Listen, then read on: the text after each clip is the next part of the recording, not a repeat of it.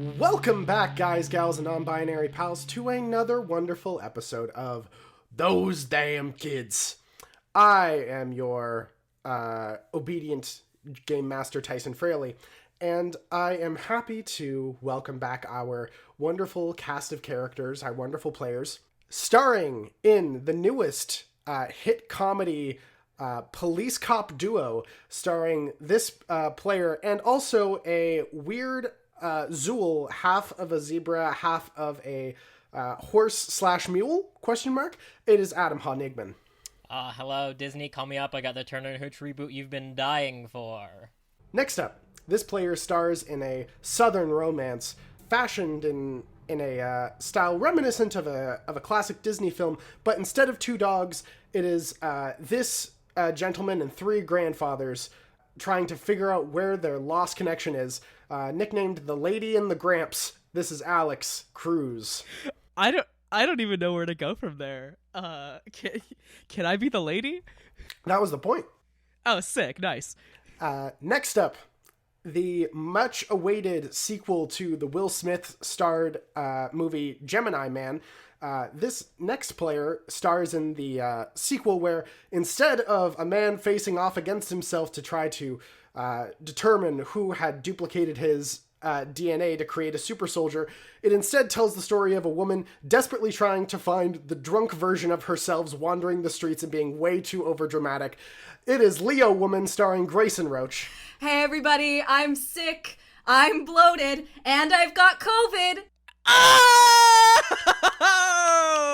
Last but certainly not least, we have the drama of the century starring this player and their famous scene with a pig screaming back and forth. This is A Butcher's Story. This is Liz Nyveen. Is that the name of the movie? Is it a biopic? It's famous with Liz Nyveen looking at a pig and screaming at it like, "This is why our relationship doesn't work." Can I be like Whiplash and the pig is a violinist? I mean, why not? And I throw a chair at it because I'm an abusive mentor, and also we're on rollerblades. I thought you were gonna make a Babe reference, yeah. With these wonderful shenanigans out of the way, let's dive into last week's shenanigans with a little bit of a recap. Last time on Those Damn Kids, the party, well, they did a variety of things. Mainly, they stole a generator from a massive tilling bot after successfully evading and somehow saving the farmer Miller's marriage by re-sparking the romance. The party was able to detach the main battery, put it in the back of your guys' car, and begin driving away, leaving Olivier and Kit to walk, and Baxter and Jenny to drive off. However, while they were driving, they were spotted by the sheriff. They then sped off, and while it was a very impressive, speedy escape, they attempted to drive into the forest, crashing the vehicle, and being captured by the sheriff. At which point, Olivier and Kit arrived back at Mr. McPherson's place, having no battery and no idea of where it went. They quickly ran back, found the battery, were able to persuade the guy who was supposed to pick it up that they were actually working for the sheriff's department, and then drove away with it, at which point Baxter and Jenny were interrogated by the sheriff. They were both let off with a warning, and some tension was built between Baxter and the sheriff about if the sheriff actually cared about the missing Riley or not. You guys then went back to Mr. McPherson's, plugged in the battery to Project Ravenwing. Rudy the rat, while it was on, bit Kit's hand and dashed forward before, after it traveled through, transformed into none other than Charlie Kerrington. And that is where we left off. As the machine is before you, and Charlie Kerrington has just passed out on the ground. I run over to my unconscious father. And I say to the group, in case they don't recognize him, which why would they, I say, "That's my dad!" as I point down to the unconscious man at my feet. I'm serious! And I get down and I try to pinch his cheeks. Or I don't know, like I pull out like a bag of like rat like treats that I have and I shake them.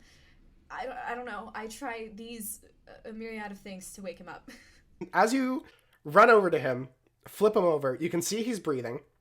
There are a few flecks of gray, and you also even see like a few of the hairs that kind of go across the side of his head still have that like brownish gray that Rudy's fur color had, as that there's still that left behind kind of streak. As you pinch the sides of his cheeks, nothing happens really. He still remains unconscious. You shake the rat treats, and there is a moment where he's just kind of like, and he immediately passes back out again. Mr. McPherson, Hmm? do you have drugs that could help? Oh, I have so many. Coke. Do you have Coke? Oh, do I have cocaine? Mr. McPherson begins running over like a happy child, looks down towards Charlie, pulls something from a side pouch, and slams it into Charlie's chest. Just stab an EpiPen into him, yeah! Is Charlie wearing clothes? Yeah, he is still wearing his full uniform. As the needle impacts, nothing happens for a moment before... Holy shit. Oh! As Charlie's eyes just flash open and he starts shaking for a moment. Just... It's me! And I run over and I give him a big hug. Not caring how overwhelmed he is. Like, not caring. You give him a hug as he can... Hey, kitty cat. Yeah, hey, these are my friends. You can meet them as a man now. This is Olivier. He's super into theater, and he's pretty good at talking to people. And somebody else who's really good at talking to people is this girl, Jenny. She's really cool, and I don't want you to say or do anything embarrassing because it's a miracle she even knows my name right now.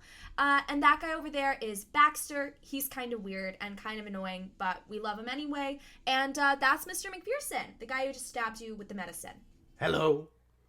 Hi, Mr. Kerrington. You were a rat. I very subtly react to being whether or not it was a offhand comment about being told that I was loved. And that's hope.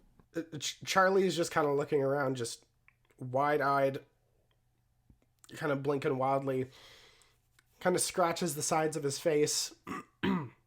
It's good to meet all of you, as he kind of looks down to the center of his chest where the needle's still sticking out, as he just has to grab it and thunk.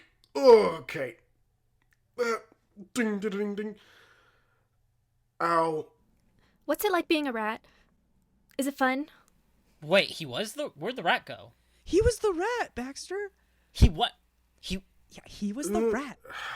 But people can't be rats. I know. Okay, well, he was, and Mr. everybody Ratman, one you at a just want, time. like, peanut butter on a spoon? Or what can we do? Baxter, that's so rude. He's a person now. But you said he's a rat. No, he was a rat. I shall acquire him some water. Thank you, Hope. As Hope just walks over towards the side sink. And the machine, like, turned off after Rudy jumped through it, right? You look at it. It is now powered off. You see that there are burns across the side of it, where the bits of lightning kind of sparked and intertwined across it. Aside from that, it kind of looks toast on this side. However, you guys did chuck things through it, as you do find what is on, like, in various kind of spots. You do find with one piece of scrap metal that you guys just kind of chucked in there, you do find that it is now plated in a very yellow gold kind of color. Yoink! Grab that bad boy. You pull it up, as other sections you see look like they have just... There's one section that looks like splattered, as if it almost like turned to like a jello and impacted. You see that there was another one that, as it impacted, it shattered into a bunch of pieces. It's multiple different forms of impacts set up over here.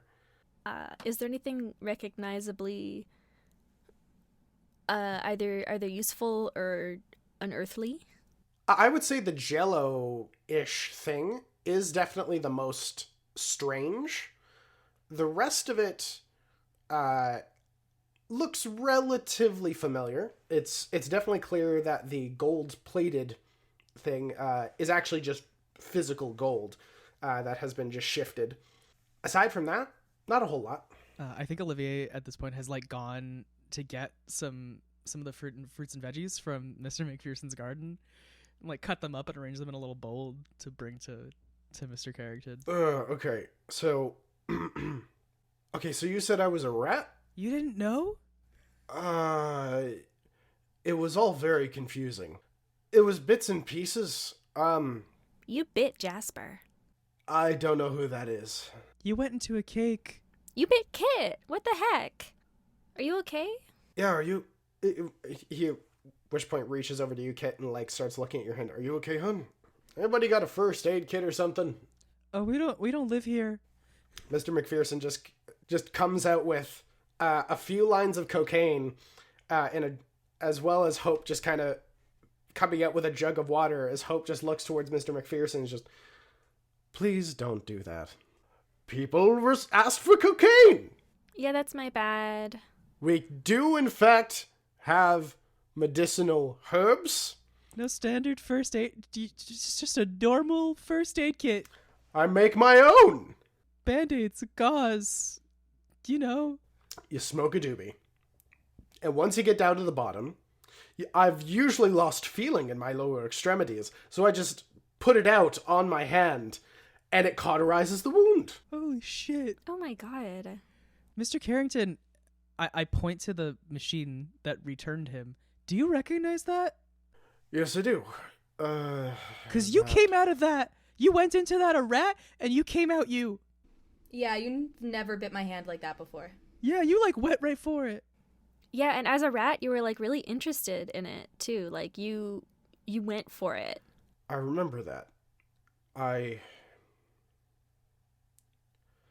suppose it makes sense. I went into that thing a rat and I came out me.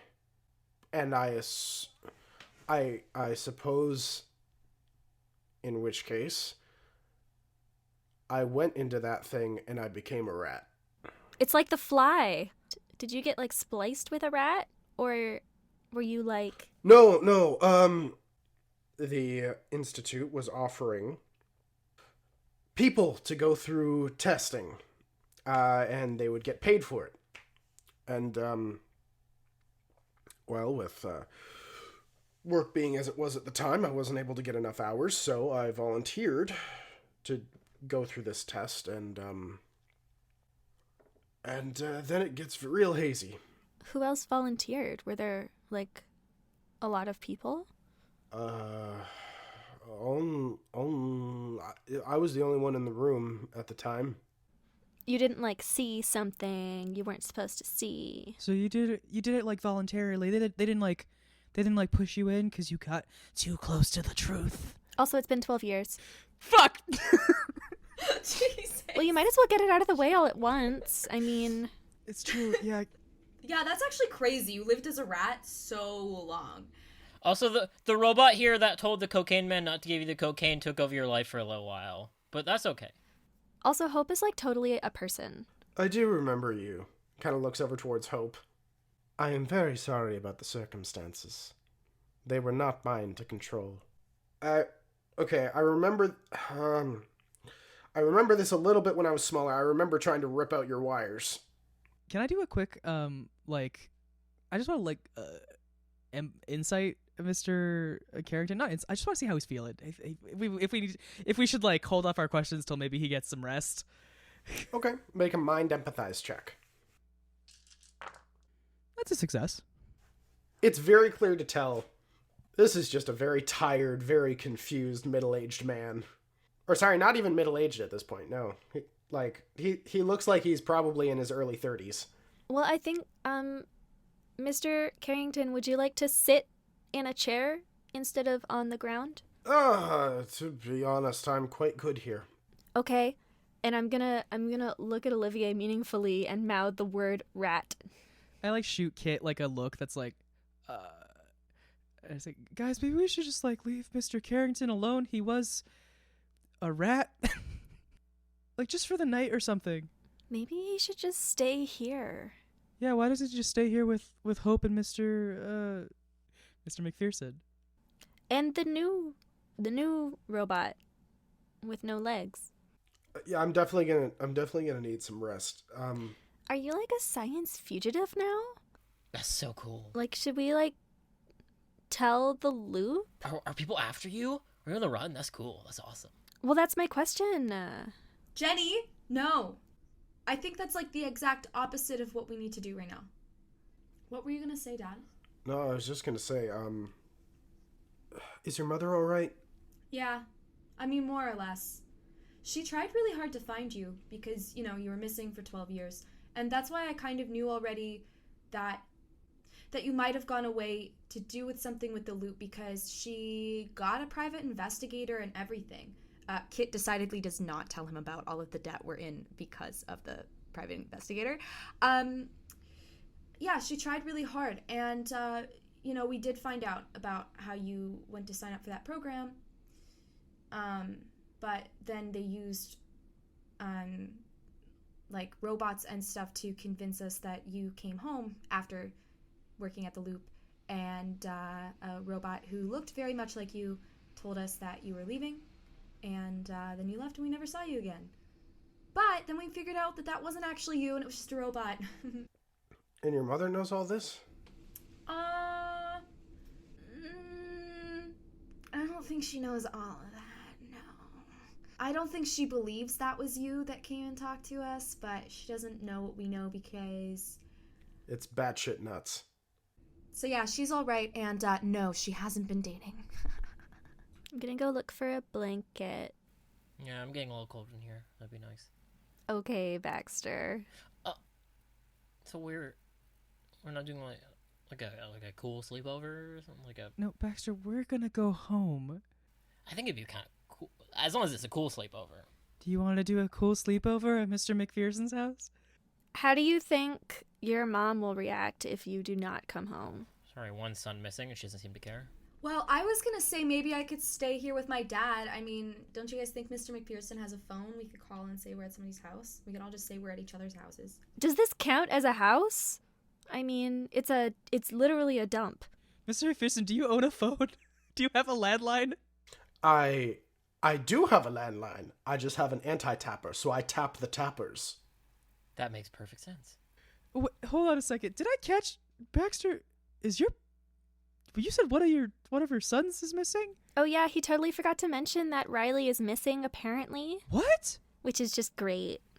I thought maybe he was just off kind of doing a Riley thing, but there's enough evidence pointing to maybe he either is in trouble or is causing a lot of trouble.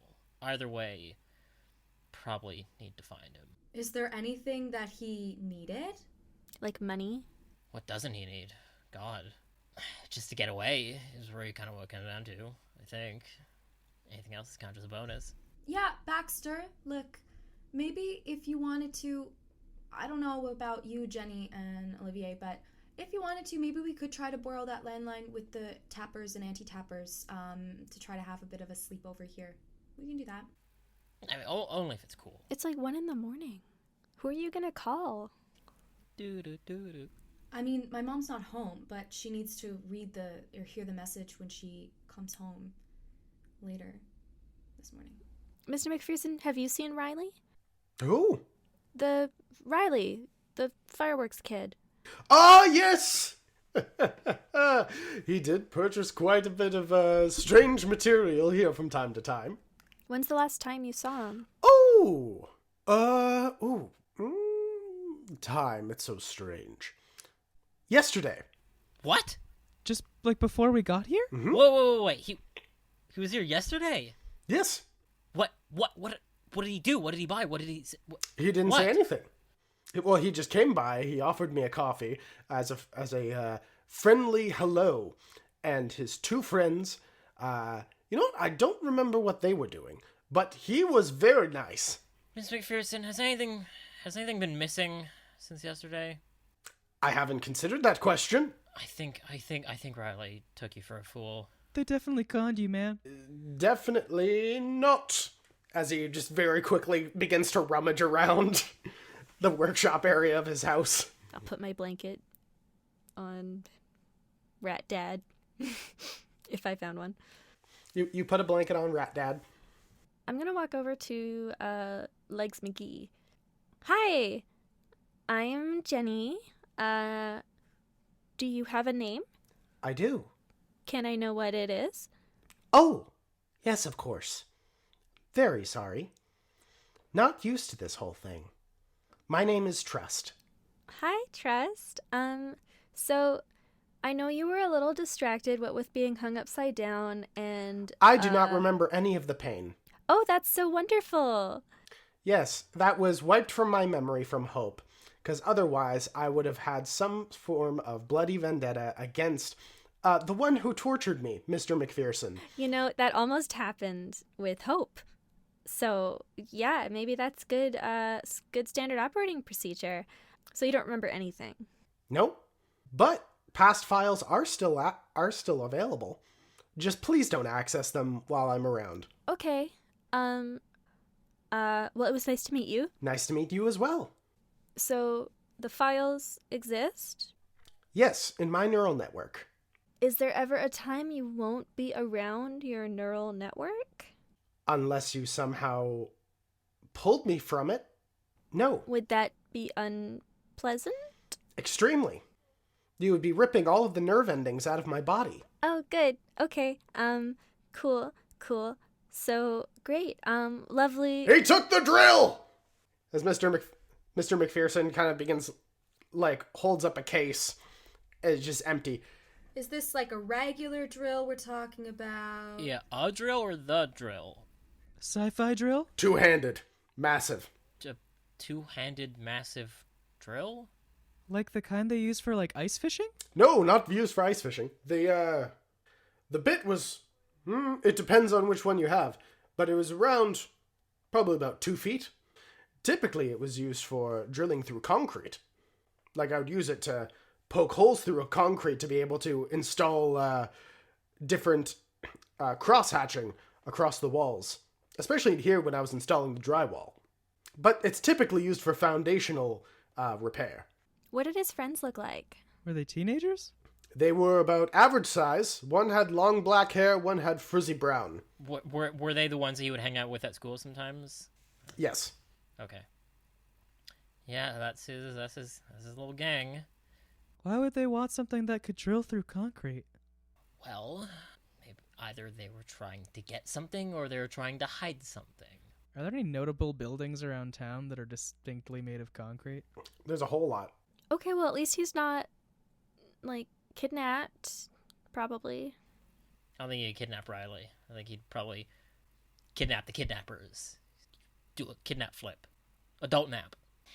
Damn, I don't know. I don't know if there's much we can do about it right this second. But maybe we should hit the hay and maybe check tomorrow now that we have a fresh lead, Baxter. Oh, we already hit a lot of hay today. I gotta that was funny. Yeah, that was good. I gotta give you that. Appreciate it. Kit's going to ask, Mr. McPherson, could I borrow that landline you were talking about for a second? I need to call and leave a message for my mom. Of course! Yes, indeed.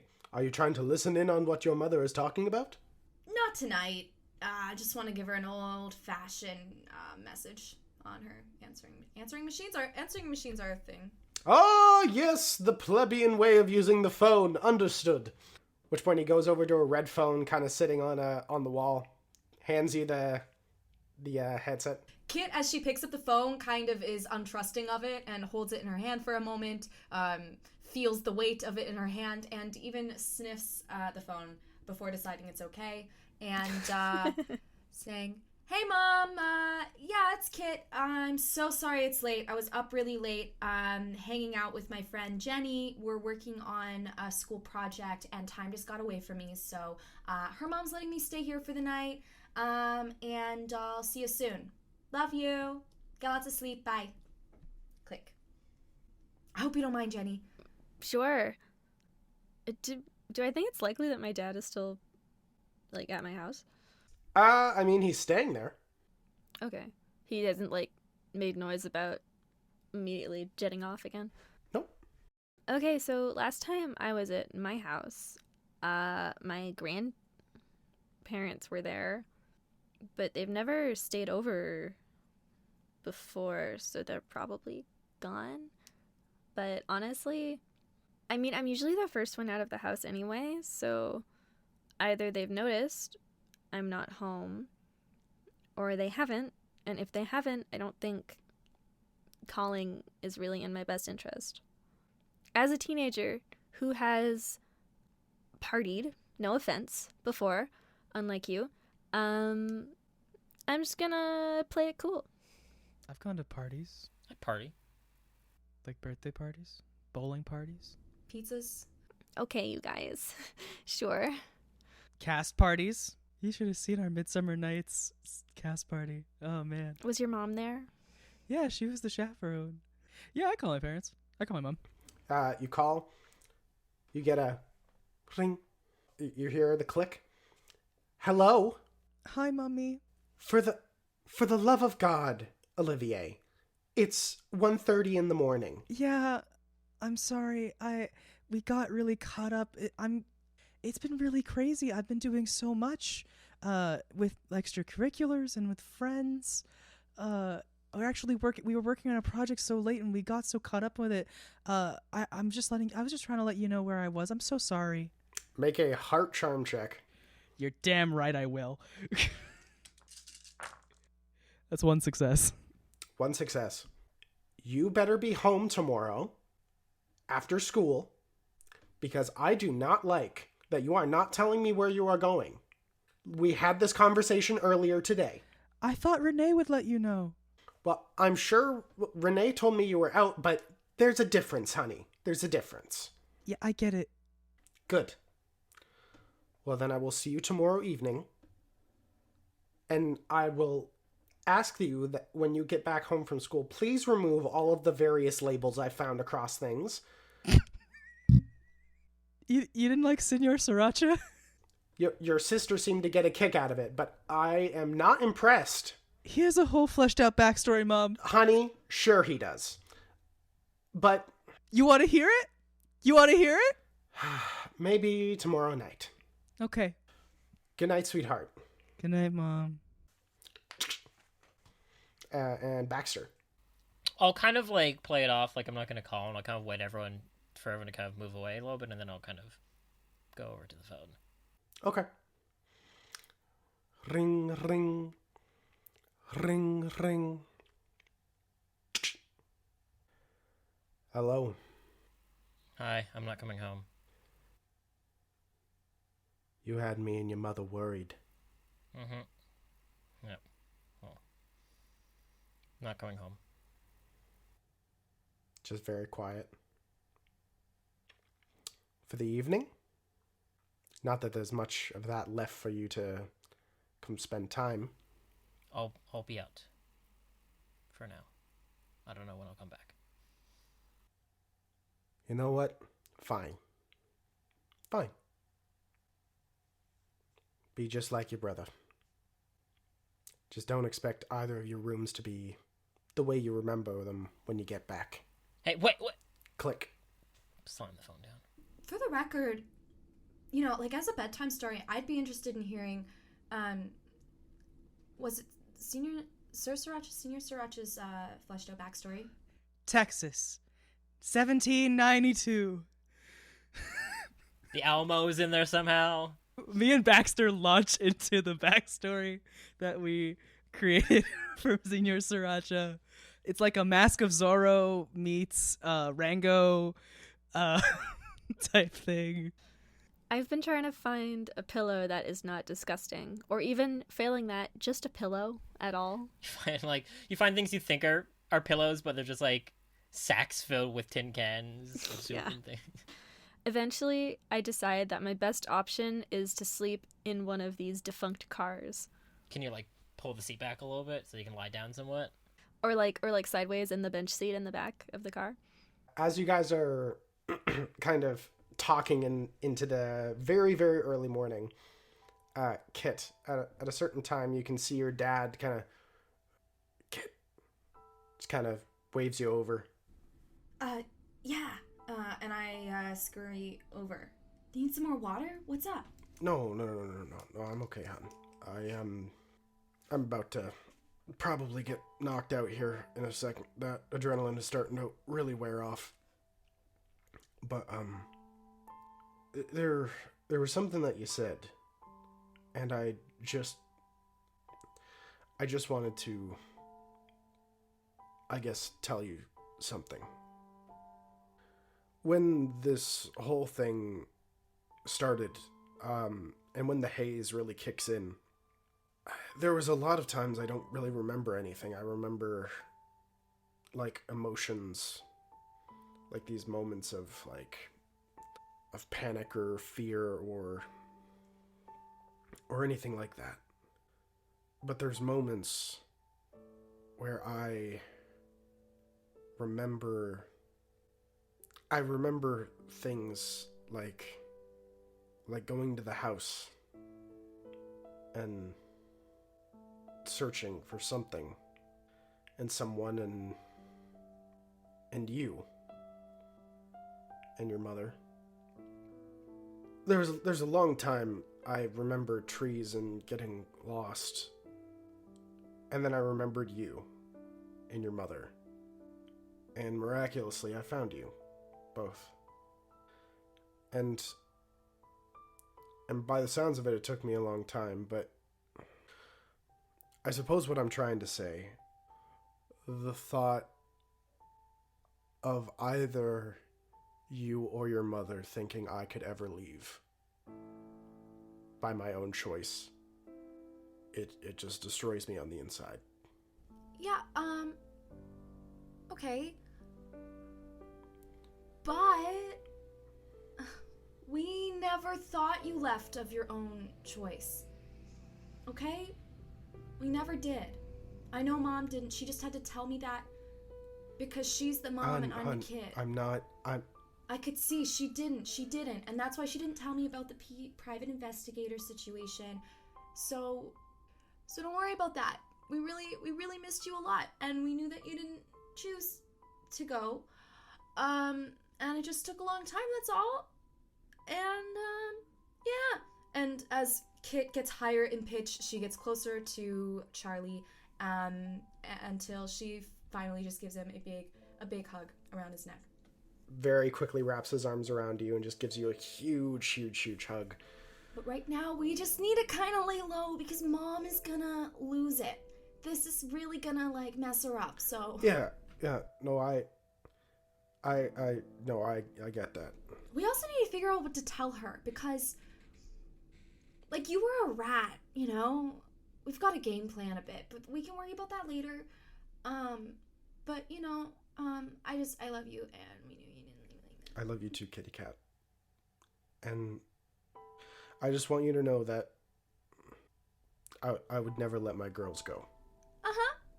And to hide her crying, Kit doesn't really unlock her arms from around his neck for another moment or so. Mm-hmm. And then she straightens back up. Yeah, I know. Is there anything else I can get you? You said no to water. No. No, I'm just gonna need a good nap. Yeah. Olivier was sweet for getting those veggies and things together. Yeah. Okay. Get some rest. Thanks, kiddo. Okay. Love you. Good night.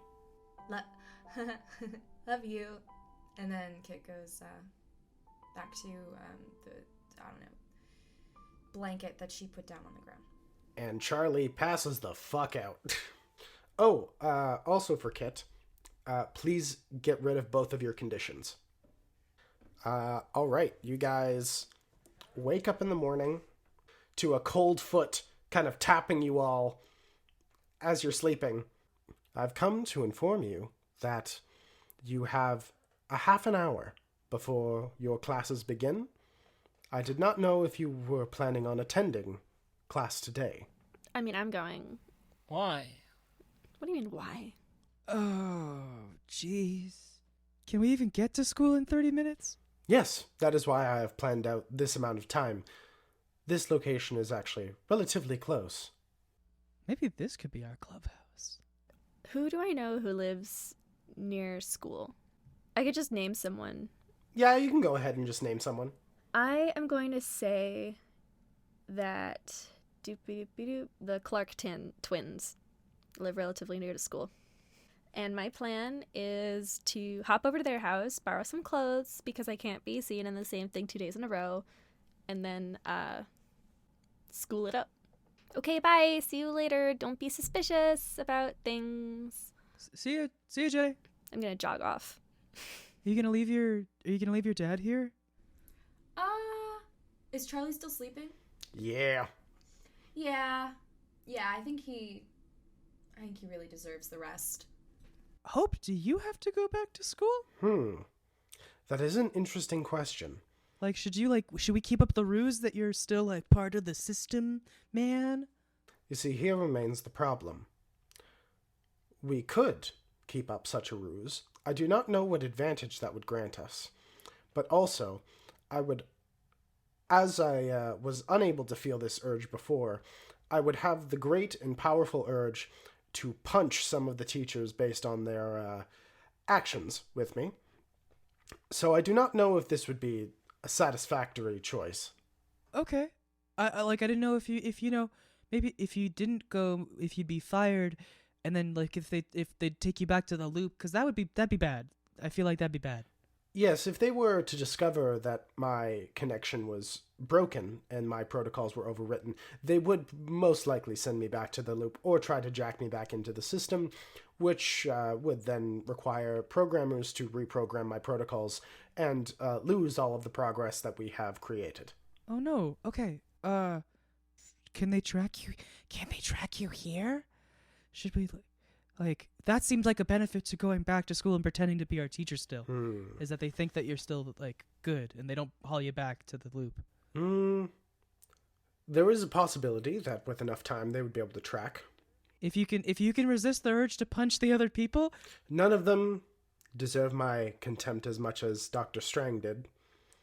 I believe your friend has the unfortunate marks of when my self-control was out of whack. However, I believe that I would be able to hold back such urges as much as possible. And we could all get A's in your class. You would have to prove academic merit for that. Hope, come on. We made you good. Come on. No gods, no masters. Wow. Like, I love this for you, but also, come on. All right. Fine. Olivier, even I know it's kind of gross to give him free will and then try and impose. No, I'm not trying. I'm ideas just on saying, him. like, hey, you scratch my back, I scratch yours kind of thing. Look, I just wanted an A in biology. And I get my backpack and I start going. Hey, I'll kind of run up to Olivier. I'm not going for school. I just want to look for clues for Riley. Maybe see if his friends happen to be at school. Oh. You gonna do that alone? If you want to cut class, I'm not going to tell you not to. Hey, don't sweat it, pat him on the back. Get that A in biology. Where are you going? Wait. What does that include? What does that entail? Going to school where Riley and his friends are technically enrolled, and maybe breaking into his locker and their lockers. Oh, so you are going to school. You're just not going to go to class. Yeah, I'm going to the physical school building. I'm not going to, try and study or anything. No. All right, then yeah, that's fine. You do your thing. When do we have Hope's class today? Maybe we can get you a hall pass. Okay, Yeah. I'll say I had some bad taquitos or something, and I got to spend all day in the toilet. Cool. Sure. As long as you do it convincingly. As we're walking to school, I'm trying to tell Baxter how to act like he's got an intestinal issue. So you really gotta wince and feel it. Acting is about empathy. How do I get the sweat building? So, really scrunch up your face and make it all. And you'll see it comes out naturally. If you would like, Olivier, you can make a heart lead check if you would like. Oh, sure, okay. To do what exactly? So, what lead checks do, and I realize that I haven't mentioned this when I We've never probably done one should have. before. If you lead something, then whoever you are leading grants a dice pool of additional dice that they can roll equal to twice the amount of sixes that you roll. Whoa. Okay, I'll try it. Yeah, I only have a 4 in this, but nah, nothing. Then sadly, Baxter, you're not getting it as much as you're hoping. I'm kind of I get every other idea of it. You know, maybe I'm not getting kind of the method of it all, but I kind of get the idea of scrunch. I'm not quite getting the emotional aspect, but I'm getting the scrunch your face, make yourself feel wince, and try not to poop your butt too much. So yeah, and what I do say. So in that case, like, really good trick that I used to do. You lick your palms. Really You make them seem clammy, and you can even put them on your face if you want to really get that moisture. interesting. Wait, you've pretended to be sick a lot before? Oh, for sure. Not for like my parents or stuff, but on stage. You know, you do a couple of commercials where they like, oh, kid, be sick, and you're like, how do you do that? And you just kind of get good at it. Wait, you were on TV? Walks faster. Which point you all, though taking a few different directions, you all arrive at Kate Feldstein. You arrive inside, head towards your first period classes. It feels so long since we've actually been in school. Hope, kind of walking with you guys, arrives inside as the principal, Mr. Baldwin, looks over. Professor, I did not realize that you had left the building. We did not see you at the, our technicians weren't there for your startup. Ah, yes, Mr. Baldwin. I apologize for the strange nature of this situation. I was escorting some of these students towards their classes. For what purpose? They had many questions determined about things like about their academic standing, as well as extracurricular activities, including the theater club. Yeah, I want to start a biology club. I just want excuses to get out of class more. All right, well, get to your first period class, Professor. We are going to have a conversation about this. Of course, Mr. Baldwin. Thank you very much. Does Hope like tense up a little bit at the idea of that, or does he cool as a cucumber? Arthur face. Exactly. Cool as a cucumber. Thanks, Kelly. Thanks, Carolyn. I'll bring these back tomorrow. The twins just wave at you quietly before heading towards their first period classes. At which point you guys head to your classes. The bell rings. Some of you in English, some of you in other things. Divert off second period. I would have definitely tried to, before those periods ended, I probably would have tried to get this elusive hall pass that had been recommended to me by Kit. Okay. How would you like to do so? Kit, it was your idea. How do I get me a hall pass? You would like ask a teacher and be sick like Olivier coached you, or maybe, I don't know, I think Jenny's pretty good at this. Like I wouldn't put it past Jenny to be able to like transcribe, like make her handwriting look like, I guess I could do that too, but look like a teacher. Oh right, I got taquito sickness. Okay, let me try this. So what class would it be in, like first period or second period, like somewhere early in the day? I'd say, actually, probably your best bet would be biology. Second period. Okay. All right. Wish me luck. Oh. Oh. Pain. Oh. The professor just stops writing. Is there a problem? No, I'm okay. Don't let me in. I'm really paying attention. Ooh. Ooh. Oh, I shouldn't have gone to the 7-Eleven for breakfast. Ooh. Oh, yes. 7-Eleven breakfast. That is too bad.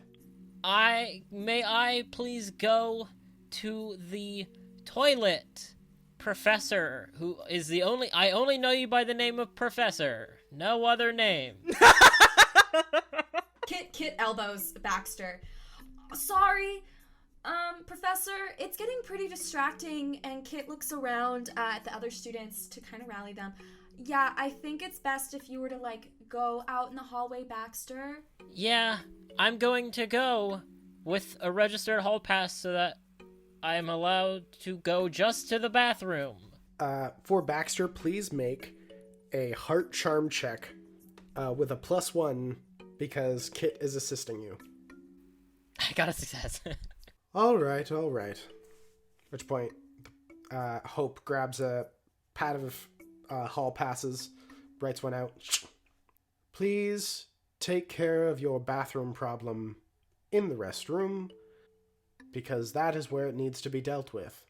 I will. Ooh, the pain. As I walk out. I'm like, ooh, my pain. All right, so Baxter, you are out in the hallways. You are able to find your brother's locker with ease. Please make a tech tinker check. No successes. No successes. He did not give you the combination for his lock. Okay. Does it seem able to be relieved of being a lock? You would have to figure out some way of doing so, but yes. Okay. Can I kind of give it a few, like, give it a few yanks, see if that does anything? Okay, make a body force roll. No, 0. You ting ting ting ting ting ting. There's nothing more than a metallic grinding sound of metal on metal. I give it a few swift kicks. Kunk, kunk. Nothing. I assume. Is there like a place where a fire extinguisher is that also has like an axe in it? Yep. Okay. Can I just open it without needing to shatter the glass? No, you're gonna need to shatter the glass. Damn. Okay. I have a question. How long has it been since Baxter's left? Because Kit's wondering maybe she should go check on her friend. He sounded really bad. 4 or 5 minutes. I don't trust Baxter. I'm gonna put my hand up in class. Yes, Miss Kerrington. Professor, I am genuinely a little worried about my friend Baxter. I'm wondering if I could get a quick hall pass. You can literally write the time on it, just for me to go see how he's doing, because he didn't seem like he was doing too good, and I don't want to have him be, like, passed out somewhere in the hallway, you know? That is a fair idea. Writes up a hall pass, rips it off. Please inform me if further assistance is required. Will do. Kit leaves class, and I go to find Baxter and or Wendell. Is there some random kids like, can I go to the bathroom? Hope's like, sit down, sir. For Kit, please make a mind investigate check. Okay, 2 successes. You're traveling across. You do not see Wendell anywhere. But you are able to easily find Baxter just smacking at a locker. Baxter! Baxter! I scurry over to him and I say, hey, I don't think you need to break anything. I was sitting there and I just remembered we can just ask Wendell. I'm sure Wendell has something that he can, like, give us to use. He's the janitor. He's the custodian. He probably has a way, if he has to open lockers, to be able to clean things, if there's any mistakes or mishaps. I'm sure he'll help, but we have to find him real quick. Okay. Lead me to your trash man. Yeah, when he's on a break, he's usually up this way. And I run up to the, like, upstairs area, like, where we first kind of, like, met and where I found Rudy, where he usually takes his breaks because nobody's around there. You head upstairs, and you see that the door is cracked slightly ajar, and you can hear what sounds to be just very quiet music playing on the inside. I think he's in. So I go over and I open the door. You carefully open the door as the music gets louder, as you can see that there's a simple couch, a countertop with a sink, a mirror, and you can see what looks to be a older figure standing there washing their hands as they're before they look up to the mirror, as you can see frizzy brown hair in all directions, this plump face of a woman you have seen a few times. As you see, this would be the other custodian who works at the building, Miss Doss. Oh, hi, sweetie. Hi, Miss Doss. I'm wondering if you know where Wendell is? Oh, I'm sorry, sweetheart. Wendell's been sick for the past few days. Well, then, in that case, I guess I'll ask you. We're kind of in a pickle here. Baxter is not feeling well at all. We just left class, and we ran into this issue. He has the medicine he needs in his brother's locker, but his brother isn't at school today. And so I was gonna ask Wendell if we could get into the locker to help with Baxter's illness. But maybe I'll just ask you if there's any way you can help with us. I quickly lick my palms and rub my face. It's about this moment that, Baxter, you start to actually feel unwell. As you feel that sinking, that stone drop in your stomach. As Kit, you feel your knees begin to wobble slightly. As Olivier and Jenny, inside of your history class, you both feel No! the nausea. No! Blip No! of fatigue just hit your brain. I want to give a look to Jenny and go like, fuck. I'm sorry, sweetheart. I am not allowed to open up other people's lockers without that person there. I'm very sorry. This is kind of an emergency situation, though. I'm sorry, sweetheart. As she kind of turns back away. Perhaps you can call his friend when you... I grab on the Baxter's. As you guys feel yourselves fall before standing back upwards again. As for Jenny and Olivier sitting, you feel yourselves fall off the sides before you both as you impact on a cold linoleum floor. As you both as the fatigue and nausea begins to fade on all of you. For Baxter and Kit, you are looking forward as the door is closed. For all of you, the lights are off. It is just darkness. There's nothing else around. What is... Are you holding my hand? No. And I quickly let go of it. No. Hey, Jenny, Olivier, can we see them? You cannot. Are you guys there? Hello? I flick out my lighter, and I light it up. You light up the lighter. I'll say both of you please make... Or one of you. One of you please make a mind investigate check. It fails. You guys are looking around the space.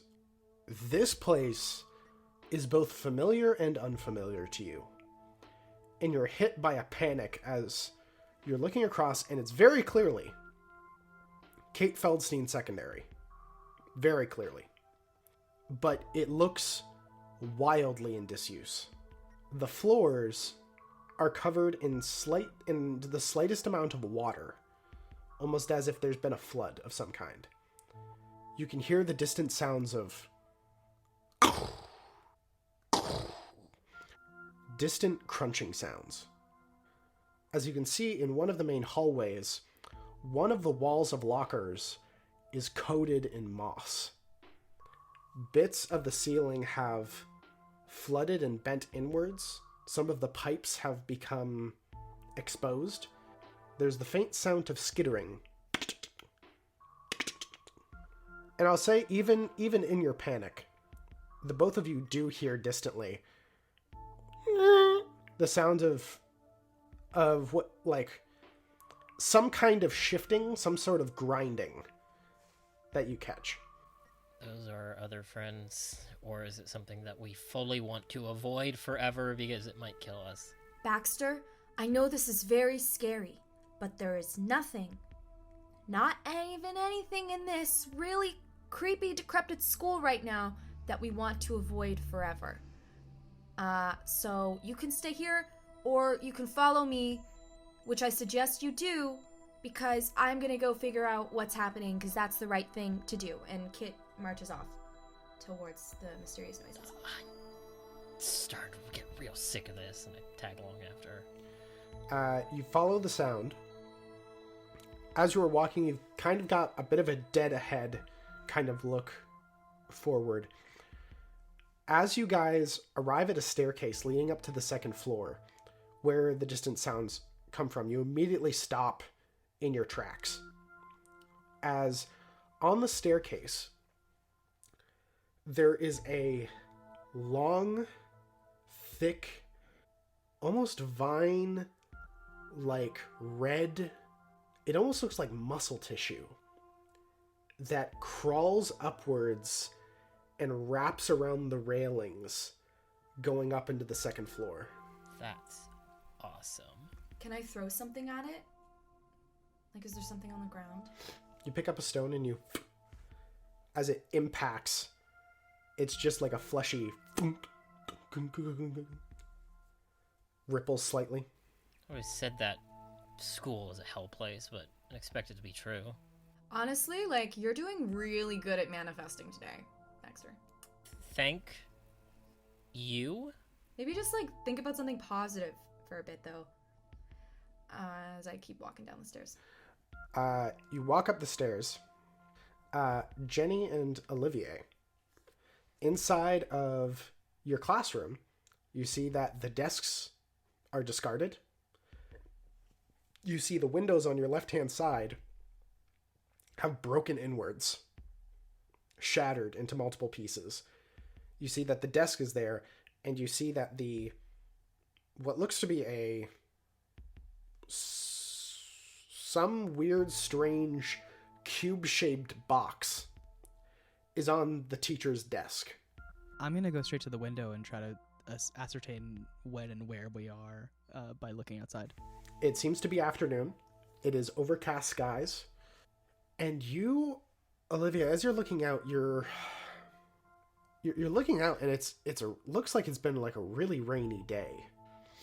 You can see that the nearby kind of series of ditches and such have overflown slightly. It is mostly just different pockets of water set up all across the football field. The football field's grass is overgrown, untouched. Trees, you can see, have actually begun to grow underneath the parking lot. In cracks in the actual concrete, small trees have begun to emerge and break the stone apart. You see multiple sections of the school are equally as broken, deconstructed. The school looks to be in shambles.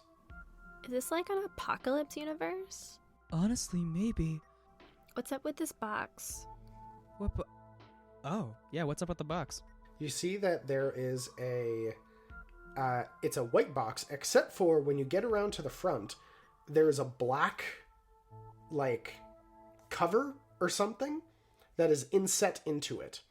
You see that there is a second box that is underneath it. There are multiple wires connecting them together.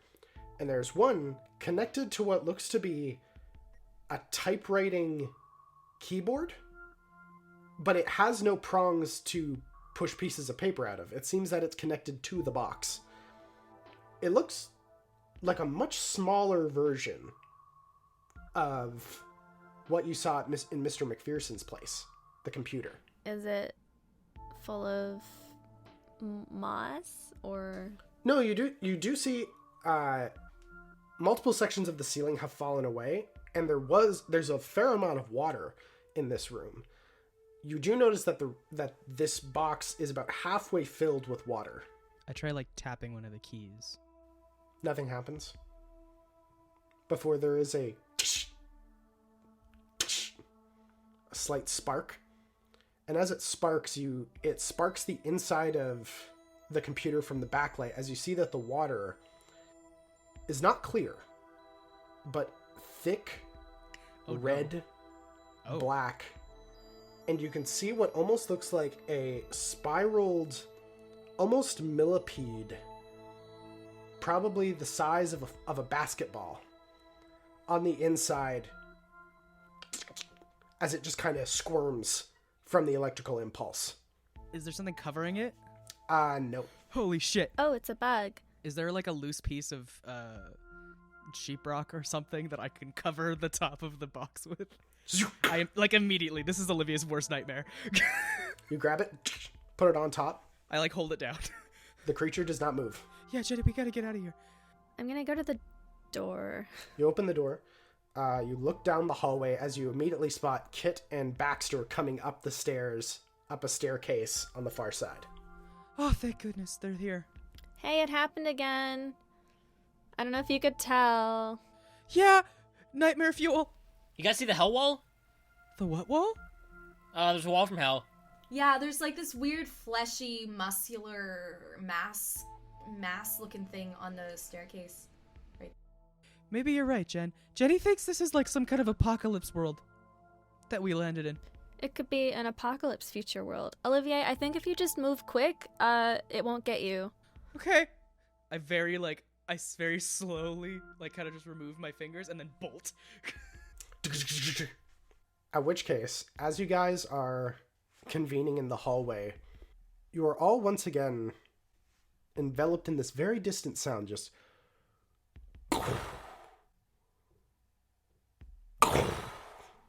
What's that? Did you guys hear that? Where is it? Is it any clearer where it's coming from? Is it like up or down? It sounds like it's coming from outside. What if we go to the roof? You guys turn back towards the hallway, and you see at the other end a figure standing. Oh. Nope. Bye. Immediately turn around. What does is this a nice looking figure? Tall, standing, probably about 7 feet tall. Nope. Bye. Straight back. See ya. Looks like pointed ears. There's a cloud of dust in the shape of Baxter. That seems suspicious, although it could be a robot. We found a dead robot also. The bug was in it. Fleshies? Hey! I'm not fleshy. I'm like actually in really good like, shape. in comparison, we're pretty fleshy compared to what this looks to be. How do you know? It's all in shadow. Because it's all in shadow. Because it engaged me! Hey! I don't think it wants to be friends. Why are you engaging it? One of the hands goes out as you can see what looks to be a onyx and blue, like metallic, almost gauntlet reaching out. I want to insight that. That's 2 successes. Okay, you see the creature leans forward as you can see these very vibrant, glowing eyes that kind of go up into this point. These 2 metallic ears that spread upwards with an antenna near the back. You can see multiple different scratches and carved sections across its metallic body as it's just reaching over, and the eyes seem to just be these big round, like you've never seen like something digital look so crisp before. But it's definitely digital. It's definitely digital. Can I tell if it was, I don't know, did it have an air of malice to its... It doesn't seem particularly violent as it just leans forward. Was that too aggressive? What's gonna kill us? Yeah, what is the thing that's gonna kill us? Just like 3 words or less, you know, if we don't go with you. Giant robot. Are you all alive? Is it eating you? Oh my god, is your flesh being ripped up? Is the robot eating you? Our flesh is fine. Yeah, it's a robot, Baxter. It's like a robot food chain. Apparently it wants to save us from another bigger robot. Are you a prey robot? There is not much time to be able to speak about it as of yet. It is more than likely that the stalker bot is already in its general direction here. Stalker bot? Yes. Sound is its biggest predecessor. Also, if you indicated anything towards the massive, from what I heard, flesh wall. I did throw a rock at it. Oh, so it's like a sensor. Yes. We will want to move relatively quickly, because otherwise it will consume. As the back section of the wall behind you guys, there's a massive metallic hand that and begins grinding away as you guys look backwards towards the front of the school as what looks to be some sort of two-legged, two-armed machine-ish. You can see the thick bits of that red flesh is wrapped around its different appendages and seems to be poking out and connecting multiple pieces of machines that should normally not be together at all. But you also watch as one massive, what looks like tendril, goes back behind it and continues forward into the actual downtown section itself, as it has this central glowing red eye just before you see it pulls out what looks to be a massive spinning multi-headed drill and begins to move in. Yeah, follow the rabbit. Go. Run. Okay. Run. Coming! Bye! Bye! At which point I need you to all make body move checks, please. Remember, folks, you can't die in this. 1 for me. 1. 2 successes. Me too! That's crazy! Whoa! Okay. The four of you immediately dart forward as the strange bunny-eared robot, yes, please come this direction, before running forwards. However, it is much faster than you guys, as you see it's almost leaping ahead with each run of its legs as it curls around. Yes, this is a particularly nasty one. We will have to make a jump for it. I hope that your legs are elastic enough to be able to handle such a landing. Our legs are legs! Our legs are legs! Yeah, they're fleshy. Yes, fleshies. I forget how flexible and, well, infinitely destroyable you are. You could say breakable. We're very It's squishy! okay. Super squishy! Yes, at which point turns and heads towards the front entrance. We're going to have to jump from the second story. Is that all right with you? Is there any alternative? Try and roll. When you hit, roll. Yes, exactly. Just follow that one's lead as they reach the stairwell and woof, leap through the second story window connecting before rolling and continuing to run forwards. That was awesome. Jenny, you show us. Yeah. Leap. I need Jenny and Baxter to both please make body move checks. Olivier and Kathleen, because you got 2 successes last time, you immediately succeed. Oh! I got 3 successes. Here your boy goes. Damn. I got 1. For Jenny, you perfectly leap out, go into a roll, and continue running. Kit and Olivier, you both run and jump, being able to do your best to match Jenny's roll. You hit the ground. Okay, that hurt the hip a little bit, but you know what? You're doing good. You're doing good. For Baxter, you run, leap. You see a pipe that no one else seemed to grab, probably connected to a sprinkler system. Grab it, swing, and then go into a roll. Perfectly landed. If anybody had been watching, that would have been the coolest shit ever. At which point, you guys are fully welcomed into the site of your town as you see homes destroyed, crushed, derelict.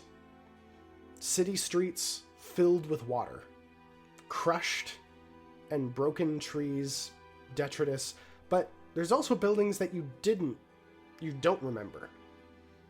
Large apartment buildings nearby, broken and smashed and tipped over. But the one thing that definitely catches your eye is not only more of these creatures, these large metallic robots traveling throughout your town, all thick vines of this flesh, anywhere from half a foot in diameter to 10 feet, wrapped and corded throughout the town, all leading as your eyes naturally look towards the loop, where you see these vines naturally connect upwards into a huge scrap metal robot, almost head, skull, at the apex of the towers.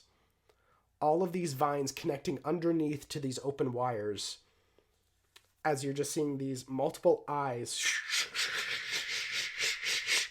looking in multiple directions at once. Which point, as the robot in front of you runs forward, this is the point where we all go quiet.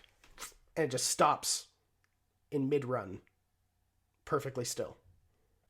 Everyone please make a body stealth check.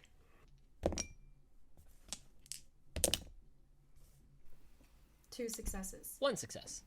Mm-mm. I have to use a luck point for this. Fuck, still nothing. Can I try to like steady Olivier? Yeah, you Squid Game it. You grab him by the shirt. As you guys freeze in place, Olivier, you feel yourself falling over. As Kit, you are able to move your back leg down, catch him, as you all hear a collective as you both just slowly turn as the bot is directly above you. As there's a moment, as it's one singular eye, just...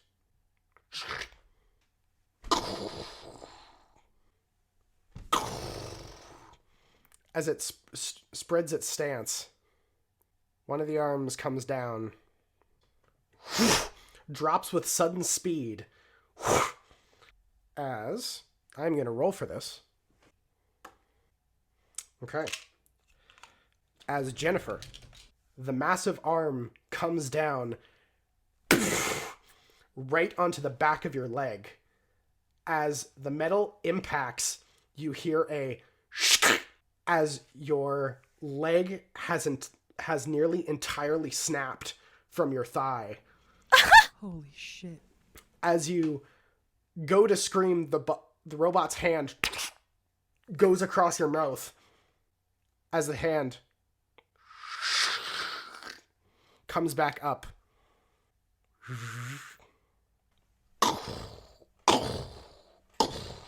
And continues moving on forward. Which point the bot looks back and just looking at Jenny, just considers there for a moment. Do you perhaps have an off switch? Is there a hospital? She needs a doctor. Leg is broken. We don't turn off. We're dead. Well then, we are going to have to continue quietly. I get Jenny in like a fireman's carry or something. I try to help her and keep her going. I push you off. What? What do you fucking think? We can't stay here, clearly. So fucking go then. And leave you here. Don't be stubborn. Come on. No, we're not. We are not leaving you. What the hell, Jenny? Shut up. Oh my God. Okay. Do you have anything that you think would remove pain? I mean, I've heard that some robots feel pain too, right?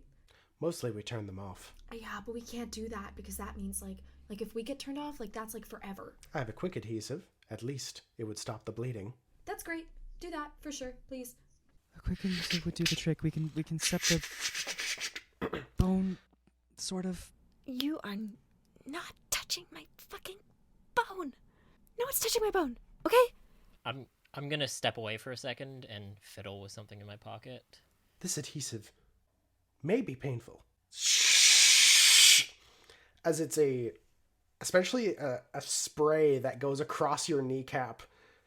As you feel an immediate burn. I try to put Jenny's leg in place before he does it. Oh my God, why are you doing that? I get Jenny's ass caught out and get her to bite down on it. Well, look, it's either you grow back your bone not normally, or you don't. Make a body force check to force the bone back into place. I have to use my last luck point for this. Fuck. Jenny, if you don't let him do this, you're probably never going to cheer again, for sure. This way you have a chance at cheering again. We're gonna pop back. We're gonna go back. We're going to go back and you're going to cheer again, but right now, this is what you have to do in order to cheer again. That's not true. Yeah, it is. Olivier, what's taking so long? How many successes? 0! All you feel is the bone switch to a different direction as this chemical adhesive sprays across it, as you are immediately hit with this awful burning sensation as suddenly the adhesive goes goes hard as stone. Is this beneficial? Is it stop the bleeding? It's definitely stopped the bleeding. It's just also that it's basically that her leg is coated in like a chemical concrete. I'm gonna walk back over and say, Jenny, just breathe this in. I'm gonna hold a joint to her. I took this from McPherson. Just don't think about it. Just it'll dull the pain a little bit, okay? I kind of hold it up to her mouth, like it's a lit joint that I prepared. Oh my god, you dweeb. I fucking know what weed is. Oh. I mean, of course I know. I know how it's a pretty dirtily, stankily rolled joint. Okay, there. Shut up. Robot. Hey, what's your name? My name is Friend. Great, friend. Fucking find my off switch, okay? That would require pulling you away from your main power supply. Do you have that anywhere? No, with humans, if you just hit them in the head real good, they turn off temporarily. Oh, very good to know. Jenny? As Jenny, you are immediately knocked unconscious. Thank fucking god. We were trying to help! This is what teenagers think is medicine! I'd rather be unconscious. Good. This will keep her quiet. Now for the rest of us, we will have to make sure we are as equally quiet. Just be gentle with her, please. Of course. She is safe, as are the rest of you. Well, you know, as much as you can be. Please, follow my lead. And just begins to run. You guys traverse into the downtown area as you guys are kind of walking around. These thick vines of flesh continue to spiral in various different directions. Every time that Friend seems to take a step, always hopping over top of it, never touching, as they just kind of motion to you to follow in the same steps. As you kind of take a look around, you don't see anyone. You only encounter the massive, other strange, machine-fleshed robots. This one, and the all-seeing eye at the top, at the apex of the towers. As you get to downtown, I'll say all of you can make a mind check if you would like. No. 0. 1. As the group of you are heading downtown, just a collective thing you all notice, the shops are nothing like you remember. The downtown just looks different in general. It looks weird and futuristic to your characters, to you as players. It looks very reminiscent to now. You can see different buildings and structures, different restaurants you hadn't encountered before. The only place that seems relatively the same is the grocery store and crazy clutters that you kind of jump around. And Kit, also, as you... At first it didn't really hit you, just based on the size. But the closer you're getting to downtown, the more... the size of your town has expanded quite a lot. As you kind of hit the downtown section, which is a little bit of a valley with the river, you can see that what used to be the Memorial Park is now just houses. Or were houses. You can see that the entire section has been cut away, and further down into the wash, and further up towards Lilyview Estates, more houses, buildings of various sizes. You see just a whole brand new town that you never expected. And for Kit, as you're traveling across, you are kind of walking across the space as you feel yourself, you nearly slip, catching yourself on a wall. As you lift yourself up and just kind of shake yourself off as you kind of look down, as you see what looks to be like a black-ish stone. This, I don't know, this might be a silly question, but this looks like a really weird stone. Like, what's that? And I lift it up. Kind of looks it over. Ah, yes. That is a femur. Specifically a fleshy femur, or Homo sapien sapien. What? Oh. And I drop it. Are there just bones around here? Yes. That was why I'm going to have Runaway speak to you. You are the only fleshies we have encountered. Wait, do you eat us? We don't. Oh, good. I mean, what? Somebody does? Maybe. But don't worry. As you guys continue onwards, you arrive for Baxter, a familiar structure. As you arrive in front of the police station. However, once again, a very different structure. It looks like it's been expanded upon, and there's also been a large wire fence that has been wrapped up in various different, what look to be metallic pieces and car batteries, like a whole bunch of stuff is just connected straight to the metal. Multiple jumper cables and other wires that connect from section to section. As you see the structure in front of you, as the figure, come on. Everyone's going to be very excited to meet you. Okay. Arrive inside, you guys travel up the main stairs, up to the second floor, circling around, then up to the third. As you guys come to what looks to be, was once a main, like, officer's detective, multiple desks kind of setup, as if, like, the main workspace. That has all been thrown to the side. You see that there are a few others standing in the room. A few other robots? Seems to be, yes. You can see that there are two of these standing robots. One of them much smaller, probably around 4 feet tall. One of which kind of sitting on a side thing, just looking at a book and flipping through pages very quickly. There is one, seems to be like a green painted robot. Seems to have been just covered themselves in speckles of paint, who just seems to be just longingly looking outside. Another you can see is red with what looks to be like a kid's bike helmet that has been attached to its head with almost like a series of spikes that go down the center that just seems to be juggling a pair of knives before hitting one, hitting another section of the wall. And finally, you can see what looks to be another figure standing there as they walk through what looks to be a set of like clothed curtains on the other side of a secondary room. This figure looks over, all of them with that same digital set of eyes that seem very strangely expressive. As you see the eyes go wide on this figure. This is most unexpected. Hey guys! Look what I got! Hi. Please don't make us your lunch. Please don't make us your lunch. We have so much more to offer. Please, I don't want to be lunch. You immediately hear the one that was juggling the knives go, No, we ain't gonna eat you. Unless you give us a reason to.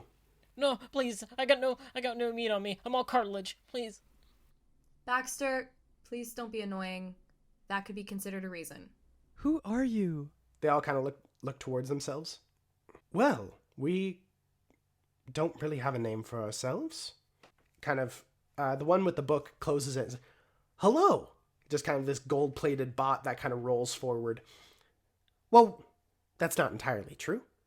We have been named by your lot before. You say your lot, you mean like, you mean fleshies? Yes, we are known as vagabonds. Where are the rest of us? Oh, they're dead. Come again? Like recently? Oh, it's been going on for quite a while. What year is it? We are currently in the year 2022. Holy shit. This is the future? This is the future? I guess. So within like 40 years, we all just die in a horrible wasteland? Something like that, yeah. Or like even 20. Well, it depends on when you start marking the calendar. Well, most of us don't have that sort of information. But, perhaps we should? So they all kind of look to each other. Well, I suppose it couldn't hurt. What is your purpose here, fleshies? This is gonna sound strange, but we're not clearly from here. Damn, it's times like these, having her around, and I gesture to the unconscious Jenny, really would help. Yeah, so There's some weird sci-fi stuff going on. with Sci-fi? I love sci-fi. Some of my favorite books are sci-fi fiction.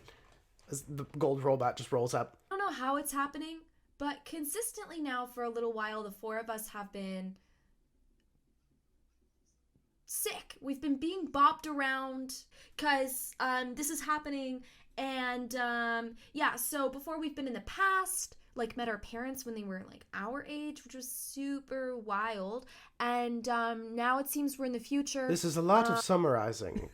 Would you please tell me your purpose right now? We want to go home, I guess, but also figure out how to prevent this. Can you fix her? And I point to Jenny. Perhaps. Kind of looks over to the others.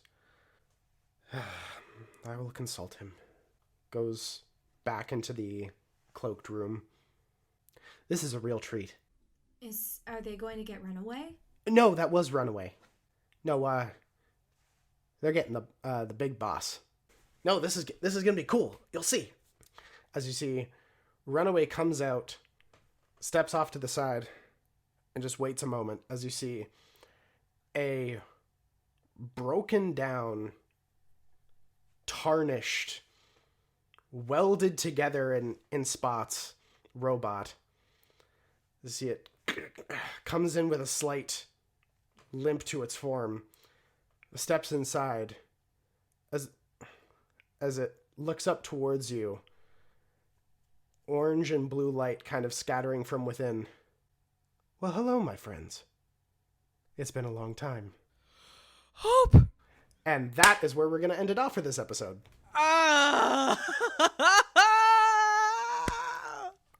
We, of course, now take it all the way back to the questions for experience points. Our first question of our modified 1 of 5 questions, now 1 of 4. Have you been in trouble because of your problem or your relationships? My mommy's not happy with me. We can look around. We can find a new one for you. Did you use or struggle with your pride? Not this app. Yeah. Did you put yourself at risk for the other kids? I didn't put myself at risk. We were all at risk together. I did let Kit use me as a cover number story. 5, have you learned something new? 2022 is gonna suck, guys. As we're wrapping up here, does anyone want to plug anything? Well, okay, so there's this other podcast. It's called October Jones and Fish with Legs. It's different from this one. We haven't broken anyone's knees yet. We still could in the future. Legs are quite important to the lore of the story. You know about it. Go to octoberandfish.ca, please, if it interests you. We You can find it on all the major places that you get podcasts. It's really cool. It's really cute. If you're listening to this show for the first time, which would be weird, but if you are, this is the first time listening to it, give it a shot. It's a really great thing. I make the music for it. Lizzie has basically made the show from the bottom up and is a wonderful narrator. A bunch of the people who are on this podcast do the voices for characters in that podcast too. And it's an award-winning podcast, FYI. I would like to plug Note Cafe, which is French for our teas. It's like a fucking incredible Taiwanese bubble tea place, and they also sell food, which is very tasty. In this time of plague, they are delivering through many different kinds of services, and it's just a really good time. You should order from there and drink my plug bubbles is a lot more and selfish. think As of per me. usual, I'm going to plug me as a person who does artistic things. Hit me up for your musical and writerly needs. That's at Crustaceous at every single social media thing. Follow Favorite Daughter on Instagram and everything for some cool indie rock music. And I'm going to plug 2 things that are not personal. I'm going to plug the original Jumanji that I watched the other day. Horribly traumatizing for a kids movie. Really messed up in the first 15 minutes. Did not remember that from watching it as a child. So if you want to have a little brain blast, go watch that. The second thing I want to plug is, wearing masks and getting your booster shot if available. Here in Montreal, it is available to anybody over 18. So if you want to do your part, do that. I've been double masking lately, just even to go outside. So you can do that with like a regular surgical mask and then a cloth mask if you need, or if you have a medical mask like an N95 or something, you can do that. And the surgical mask, it's really, really effective in making sure you don't get the plague. Hey, I'm Gracyn. I'm the one that works a normal job, so I plug various concepts and ideas and sometimes physical items. This week I'm going to plug watching something virtually online with a friend and not being offended when the friend falls asleep watching the thing with you online. It's really important to do in today's day of COVID. Also, it allows you to interact and talk with your pals who live all over the world. And I think it's weird that some folks feel bad about falling asleep. You should fall asleep. This is a trend now. You should be taking naps and using real alarm clocks. And you should feel okay falling asleep when watching a movie, even though you're not in the same vicinity. It is not offensive to do so. Was I the one that fell asleep, or did my friend feel really bad about falling asleep? You will never know. But just don't feel bad about it. I'm gonna plug the Nickelodeon broadcasts of the football games that they do. I was watching. So Nickelodeon does this thing now where they broadcast football, where they have their own like commentator booth at the football games. So they're showing. I was watching the 49ers versus Dallas game last night. And it's really fun. Like, I like football well enough, but it's more entertaining if occasionally young Sheldon pops up to explain to me what an offside rule is. Or where they'll slime different players. The commentary is relatively straightforward, but there is a lot of sliming involved. Sonic the Hedgehog was running around the audience. They CGI in a lot of stuff. There was a guy selling Krabby Patties. They keep talking about their shows and everything. Yeah, and they occasionally, if there was a play that they wanted to show, they'd recreate it with the Ninja Turtles in a CGI recreation. It's really entertaining. They don't do it a lot, and it's very funny. They showed like a wide shot of the field, and you see the Nickelodeon commentating booth, and it totally stands out. It's like covered in slime, and it says Nickelodeon on it. It's really cool. I think it's a very clever idea in general to get people who to bring people who are watching the football game to Nickelodeon, just because why not? It's different. And for people who are watching Nickelodeon that may not be interested in football to I just think it's a cool idea, and it seems to be working well for them. Anyways, I don't know. It's pretty sick. Go watch some clips. It's really entertaining. Football, I like football in general, just because it's big boys hitting each other really hard, and that's just cool. But the Nickelodeon broadcast has been wildly entertaining. So I highly recommend it. Keep your eye on your local listings for next time Nickelodeon decides to broadcast a football game. If you enjoy this series, make sure to check us out everywhere. Check us out, The Bag of Loot, on Facebook, Twitter, Instagram. Make sure to check out our series, The Rook and the Rascal, on YouTube, Spotify, wherever you get your podcasts from. If you like this series, make sure to check out Montreal by Night, our last series that we did, that Alexander Cruz was able to pop in for. Get all of your board game needs from 3kingsloot.com and all of your board game news from thebagofloot.com. That is it from all of us here. Thank you so much for listening, and we'll catch you next time.